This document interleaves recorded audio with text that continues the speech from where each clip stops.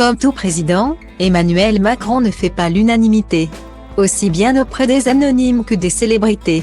En effet, depuis le début de la crise sanitaire, et avant elle celle des Gilets jaunes, plusieurs vedettes ont pris la parole pour s'opposer à la politique du mari de Brigitte. Après Corinne Maziero, vedette de la série Capitaine Marlowe sur France 3, c'était ainsi au tour de la chanteuse Véronique Sanson.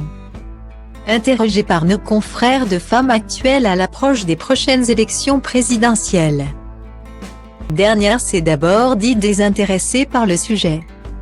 À mon âge, je commence à m'en foutre complètement. Je trouve qu'il n'y a plus personne au monde qui ait un idéal, a rétorqué l'interprète de Pour me comprendre, avant de donner son avis tranché concernant Emmanuel Macron. On ne dirait pas qu'il a un idéal.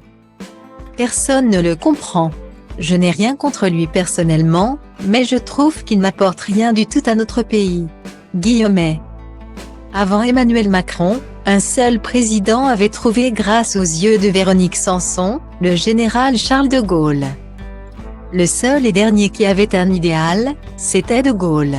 Je sais qu'il a fait des trucs pas bien, mais il ne pensait qu'à son pays.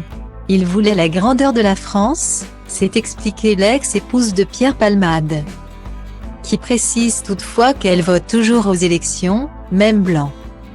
Bien qu'elle ne se décrive pas comme féministe, Véronique Sanson a aussi fait l'éloge de Simone Veil, la dernière grande femme politique à ses yeux. Elle lui a d'ailleurs dédié un morceau, Vol d'horizon, qu'elle chante à chaque fois qu'elle sur scène. C'était une grande humaniste. Mais elle n'avait pas le choix, elle, d'être dans un militantisme. J'ai vu tous ses discours à l'Assemblée nationale. Point en plus, je la connaissais. Elle défendait tout, elle avait vraiment le sens de la justice. L'a ovationné la chanteuse.